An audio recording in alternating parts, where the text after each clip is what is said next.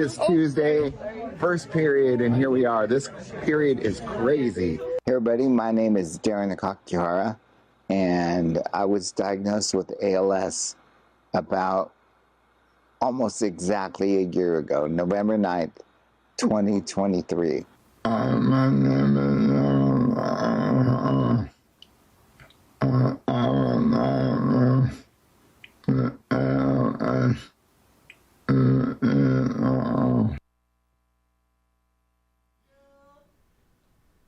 Ayan mga kadang paglakad, pagtakbo at pakikipagkwentuhan.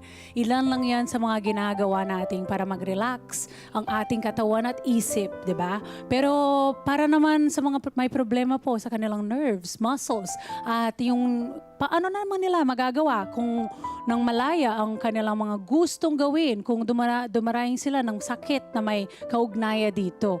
Dumarami kasi ngayon ang nakakaroon po ng ALS or amyotrophic lateral sclerosis sa Pilipinas. Maging sa iba't ibang bansa katulad na laman ng mga napapanood po natin kanina na nakita nyo in 1 year, nako talagang grabe yung nangyari sa kanya. Kaya naman kasama po natin ngayon ang isang vascular neurologist and not just that, President of the Philippine Society of Hypertension para ipanawa sa atin ang ibig sabihin ng sakit na ALS. Siya na rin po ay isang Professor of Neuroscience and Behavioral Medicine sa UST or University of Santo Tomas, Faculty of Medicine and Surgery, si Dr. Alejandro Bimbo Diaz or Dr. Bimbo. Welcome to the show. Maraming salamat, Diane. First time ko dito sa Net 25. Sa kada umaga. Kaya kwento mo rin sa amin, Doc Bimbo, you had a talk about ALS 11 years ago. Oo nga, Diana. Sabi ko, naging topic ko ito eh. When I checked sa YouTube, that was 11 years ago at wala pang CNN noon. MedTalk. Ano bang, may previous TV network sila before naging CNN. Si Angel Lacob pa. And I think when I reviewed, medyo may mga changes na. Actually, if... may updates? Yes, kung madadiagnose ng early, meron na tayo mga other na ino-offer na gamot na wala noon. Which I can discuss. Ayun, okay, that's really, those are good news. Kasi ito, una, para sa kaalaman ng lahat ng mga kada na nanonood ngayon, ano po yung ALS or amyotrophic lateral sclerosis? Okay, so yung amyotrophic lateral sclerosis, yung amayo, muscle yan yun eh. Dahan-dahan nawawala yung muscle mo. Laliliit, humihina, nagka-cramps, nagpa-fasciculation, hanggang ma-paralyze ka. Grabe. So yung lateral sclerosis, yung spinal cord mo, meron kasi tayong tract yan, tinatawag na corticospinal tract, nagkakaroon yun ng degeneration. Correct. Mula doon sa mga brain cells natin. So hanggang sa baba? Namamatay yun ng dahan-dahan sa baba, hanggat yung pinaka-final common pathway, yung anterior horn cells, namamatay din silang dahan-dahan hanggang ma-affected yung nerves natin papunta sa muscle at lumilit yung mga muscles natin. At unti-unti po siya nangyayari, Doc. Yes. Hindi siya katulad na halimbawa yung Hindi katulad ng stroke. Oh. Ang ALS kasi napaka-rare. Kaya nga nung, I remember, nag-appeal kami sa Senado nung araw para maipasok ang ALS among the rare diseases. Kasi rare talaga siya, Doc. Talaga diba siya. 1 in 100,000 people Mas marami sa Western, sa mga puti kaysa sa atin. Sa atin mababa na, mga 2 to 3 per 100,000. I-compare mo yun sa 500,000 per 100,000 na stroke. Grabe, so, no? 2 to 3 versus 500,000. You can see the difference. Yeah. No? At kaya nga yung tong condition, I'm sure, palagay ko kaya siguro ako naimbitahan dito of what happened. What devastating happened to May an take-off American point actor. tayo. Correct. Pero hindi lang dahil sa kanya, at least mabibigyan natin ng awareness ang ating mga kada. Totoo ba dumarami ang kaso dito din sa atin, sa Pilipinas? Tingin ko hindi, but kasi pagka nakakita ka, like now, pagpunta ko sa UST Hospital, may titinan akong nirefer sa akin ng residente ko na mukhang suspected case of ALS. So titingnan namin, yung type niya kasi yung tinatawag na bulbar. Ano yun? Meron kasing dalawang klaseng onset ng ALS. Merong sa limb, kamay o paa, doon nag-uumpisa, lumiliit, humihina. Okay. Meron naman nag-iiba yung sa bulbar dito sa lalamunan na parang nahihirapan sila magsalita, nagiging hoarse, nagiging mahirap ang paglunok, nag-aspirate sila, yung sa saliva, hindi makaano, hanggat nawawala yung boses. At yun ang mas mabilis kasi ma-affected yung paghinga mo. Correct. Oo. Respiratory system mo. Yan yung next na atake doon. sadly, even up to now, ang life expectancy kasi in general, mga 3 to 5 years lang. Yun nga din nakikita ko sa research, yes. Doc. Kaya nakakatakot siya. Correct, Ito, based sa nakikita ko, parang ang mahanapan na lang nila na reason ay could be genes which are only 10% daw. Yes. So, merong familial ALS, okay? Meron din na ALS, kadalasan kasing ALS, hindi na apekto ng pag-isip. But now we have seen that meron palang isang klaseng ALS that is associated with dementia. Wow. Yung tinatawag na frontotemporal dementia. Okay. So mas rare din yun, yung dalawa yun nagsasama. These are genetics kasi. Yeah. So far, because of the advances pag-understand itong genetics, sa mga familial genetics, meron ang pwedeng i-offer ng mga antisense oligonucleotide. What na is that? types. Parang genetic way of treating. Meron naman ganun. So pwede pala nowadays may Pagka ganun. meron na selection. But Okay. basically, yung typical ALS, basta't maaga namin na ibigay, yung Riluzole pa rin ang best drug na pwedeng ibigay namin because it prolongs survival, it can delay tracheostomy, kung The ventilatory, complications. yes. At merong bagong lumabas sa Pilipinas na free radical scavenger, yung edaravone, ginagamit namin sa stroke at even sa ALS, ginagamit. Effective din siya sa Pwedeng ALS. gamitin sa ALS. So, Pero- meron ng dalawa tayong gamot na pwedeng ibigay sa kanila. Pero Doc, maintenance talaga, no? Kasi wala siyang cure. Yes. Diba? Tuloy-tuloy dapat. Degenerative Tuloy-tuloy talaga dapat. siya. Sinong karaniwan nakakaroon ng sakit na ALS kung hindi siya genetic?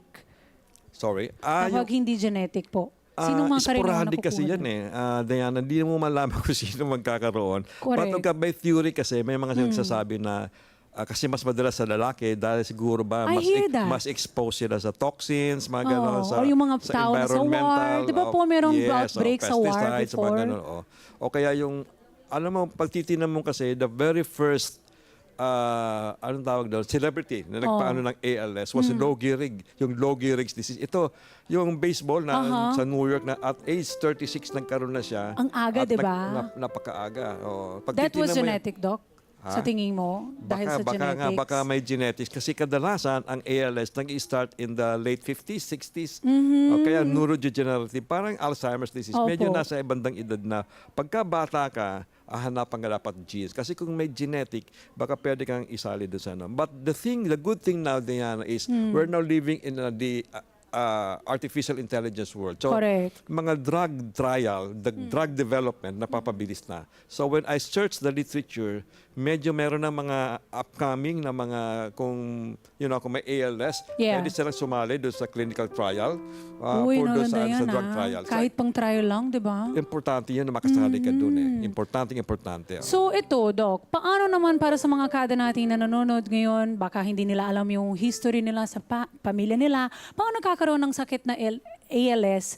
Namamana ba ito? Sabi na nga natin, that's possible kung maaga po kayo makukuha nito, di baka genetics to. Pero ano po yung mga ibang reason kung bakit nakakaroon po ang tao nito pagdating ng mga medyo edad na? Oo nga. Is this- Unfortunately, tinatawag namin yung idiopathic. Hindi para talaga natin alam na totoo. Ano ba Yung talaga reason, nagkakos? Basta nakita natin yan, it's neurodegenerative.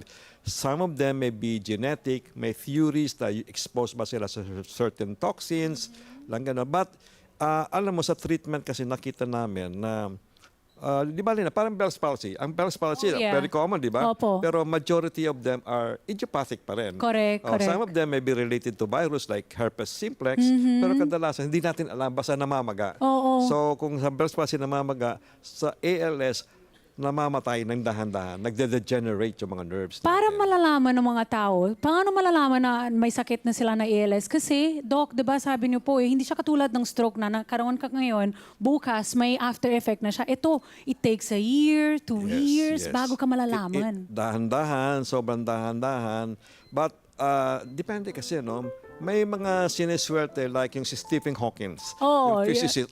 Well, swerte or may pera lang siya, Doc. Kasi nga naman, he can Sa pay mga for. British neurologists, you only have this number of years. Pero mo naka 50 years siya ng Oo, Sa yung nakita natin ng speech generator computer. Correct. No? Hindi na sa makapagsalita, Opo. nakakapagsalita siya. So he has the support system. True. Lahat, oh. So I guess... Pero that's very rare also. Yeah, I think it's the way to do it actually is a multidisciplinary. Hindi lang naman yung neurologist, nutritionist. Yan, pag ganyan, binibigyan ko na high vitamin D3. At may bagong study sa Japan ngayon na very high dose of methylcobalamin. It's a vitamin What is that? B12, vitamin Okay, B12. siya. B12. Pero methylcobalamin. Hindi yung cyanocobalamin na ordinary Okay. B12. But you give it injectable up to 50 milligrams. Oh. Ay, yung mga ordinary preparation lang natin yan na B162, micrograms lang yun. So this is a really very This is high a dose. potent one. Yes, diba? at makita nila na napapahaba nila. So we have Riluzole, Edaravone, high vitamin D3, and probably itong high dose of methylcobalamin support, okay? And of course, I think nakita ko kasi yung sa Netflix yung famous yung last word ni last Eric words, Dane. opo. So you're able to prepare. Kausap yung mga anak niya eh. Pero mo, ilalabas lang yung salita niya when he's dead. Opo. When Oo he's nga dead. eh. Namatay lang siya last few weeks ago, di ba? Sobrang heartfelt yung mga, Oo, so grabe. nilalabas niya yung gano'n. So, I think, meron din blessing kasi, Diana, when you know when your time is, Yeah. you have the time to prepare. All True, of those, true. maiiwanan mo, legal, ethic, lahat. You have Actually. time to prepare for yourself. Mahirap Actually. yung biglaan wala kang preparation. Totoo yun, Okay. totoo yun. So, I think this is the pro side. Kasi everybody will pass. But ito, binibigyan tayo ng pagkakataon to prepare. That's a lighter way of looking at it. Right, Diba, okay, Doc? yeah. Kaya, ito, Doc, meron tayong mga fake or fact na iyanong mo lang sa akin. Sabihan mo na lang sa akin kung fake or fact ito. Fake or fact, mga edad 40 na pataas lamang na nakakaroon ng ALS. Pwedeng mas bata, may mga younger. But of course, pagka gano'n, magdi-differential diagnosis.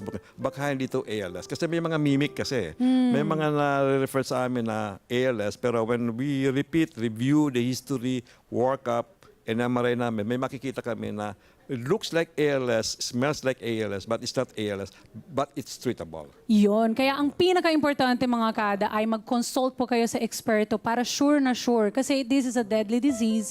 Wala pa siyang cure. You can have some maintenance depending on kung gaano kaaga nyo nalalaman. Pero kailangan nyo talaga ng eksperto. Kaya, Doc, maraming pong salamat Maraming sa salamat pag-discuss sa din, amin. Dayan, sa Biting nga eh. pagkakataon. Dami ko pang gusto itanong sa iyo. Okay. Kaya saan ka pwede i-contact ng ating mga kada? Importante siguro, okay, na as President of the Philippine Society of Hypertension, napaka-active namin sa social media, sa Facebook, sa YouTube, sa TikTok, sa X. Lahat ng Lahat na SOCMEDs. doon. Kindly look at, may Spotify pa kami podcast. Oh, wow. Hanapin That's nyo lang great. yung Philippine Society of Hypertension or Usapang Presyon. Stroke prevention, very important. Yan ang dinidiscuss namin. Yes. Alam mo, di ba, kailan ba yung stroke month prevention? May. This May na. Ibalik kita dito, Dok. Magkakaroon kami ng May measurement month. Baka Pwede po- namin screenin dito Ayun! lahat ng mga ano. Sige, can do that, Dok. I would We do love it sa that. Channel 7 and other GMA. Nag-o-offer ako Dito sa ka kanila. rin, Doc, Gawin sa natin Net 25. Ayan, Correct. babalik si Doc sa May Okay. para sa Stroke Month Prevention. Thank you so much, Doc, sa iyong time. At mga kada, huwag baliwalayin po kung may nararamdaman po kayo na hindi maganda or sa mga loved ones nyo, sa katawan nila. Nako, yan ang kadalasan po paalala ng mga eksperto. Alagaan po lagi ang sarili nyo para patuloy po na rin maalagaan ng iyong minamahal sa inyong buhay. Let's get together. Sunday 25.